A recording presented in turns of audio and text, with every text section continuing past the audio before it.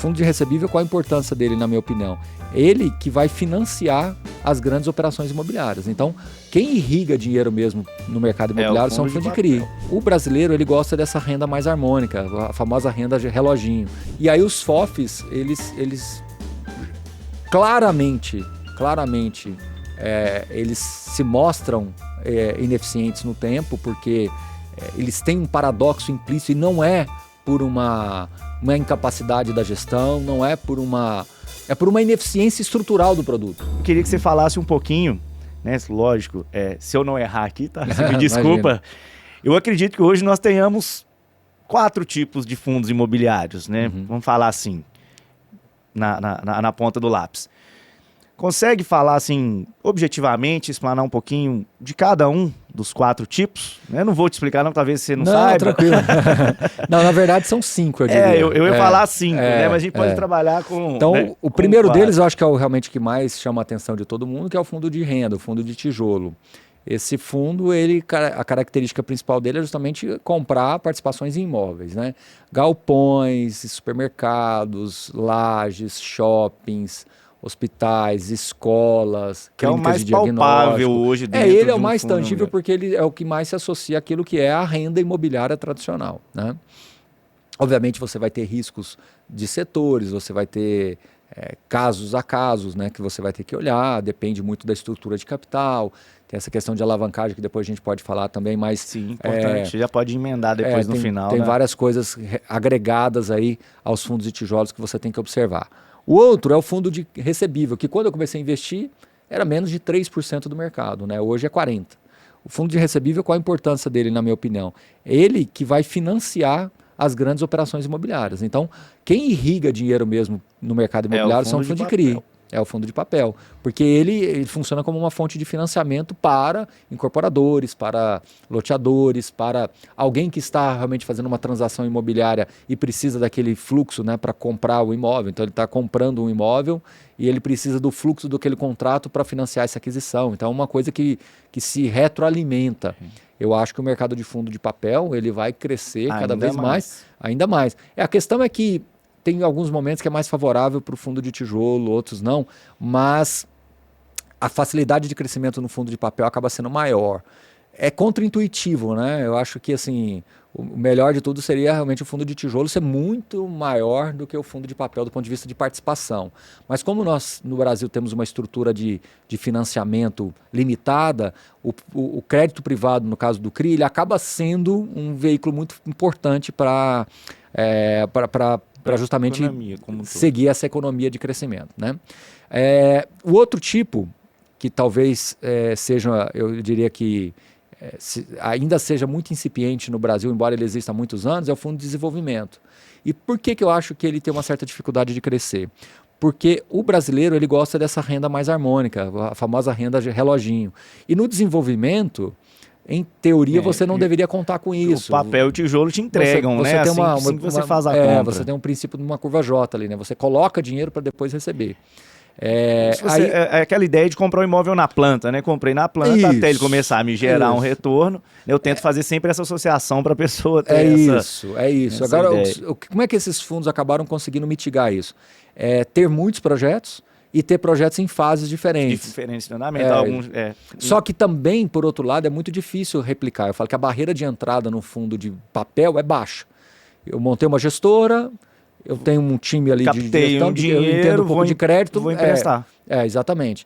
Agora, no fundo de desenvolvimento, a barreira de entrada é maior, porque você realmente entrar no equity, você tem que ter uma experiência embarcada muito grande no time, você tem que ter uma experiência, uma estrutura, né, organizacional que permita você acompanhar esses projetos em loco com muito mais proximidade. É uma construção mesmo, né? Você tem um risco da obra, da performance, de tudo. Então você tem que... É um ser vivo aquilo ali, né? Todo dia você tem que fazer uma reunião para entender. Tem alguns que, né, eles já foram de prazo determinado, hoje já existem alguns com prazo indeterminado. Os de prazo determinado, em tese, seriam aqueles que fossem... Compra para alugar. Vou alugar ele depois que ficar pronto.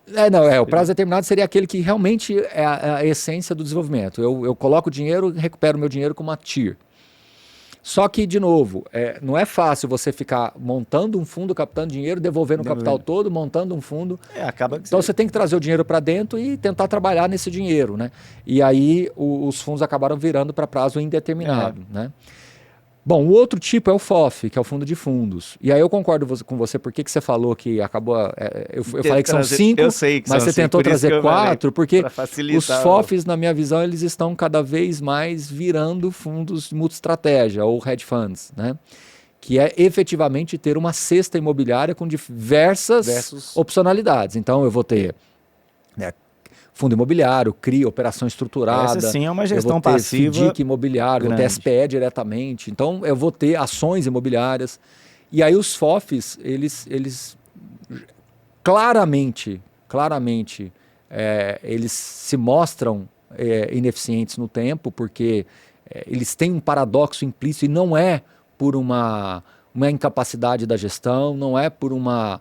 É por uma ineficiência estrutural do produto, que é muito simples de ser explicada, só que muita gente não via isso e a gente, num dado momento, começou a apresentar isso para os nossos assinantes, começou a explicar isso mais abertamente, começamos a escrever mais sobre isso, que até foi um artigo e depois isso acabou virando um relatório também. Eu não lembro se foi um relatório que virou artigo ou artigo que virou relatório, mas que eu chamei de paradoxo dos FOFs, né? Que é na hora que ele mais poderia gerar valor, o mercado fecha para captação e não consegue emitir para crescer e comprar barato. Na hora que o mercado está mais caro, é a hora que ele mais consegue emitir, comprar cotas, mas ele vai estar pagando caro, né? E aí os hedge funds, eles vieram para criar essa descorrelação com o IFIX. Então ele consegue criar um ciclo, um contraciclo, que se torna mais favorável para que ele possa aplicar no momento de baixa de mercado. Então, na minha opinião, os fundos que estão vindo agora, eles são praticamente todos multiestratégia, e os FOFs estão trabalhando para se transformarem em fundos multiestratégia. Então a gente está vendo esse movimento. Espero que tenha com certeza. Dentro dos fundos imobiliários, né, o que você ali depende aí, né, minha opinião, lógico, você depende majoritariamente da gestão, né, uma boa gestão é no fundo de outro fundo, né, nos FOFs, porque realmente ele tem que trabalhar ali intensamente dentro dos outros fundos para ele conseguir trazer um resultado, porque senão não faz sentido você investir num fundo de outro fundo, sendo que você pode escolher os mesmos fundos. Então, ainda mais que a carteira é pública, você pode entrar no relatório e ver o que o cara está comprando, mas eu diria que o problema não é esse. Você pode ter um excelente gestor. O problema não é esse. O problema é que, mesmo que você tenha um excelente gestor,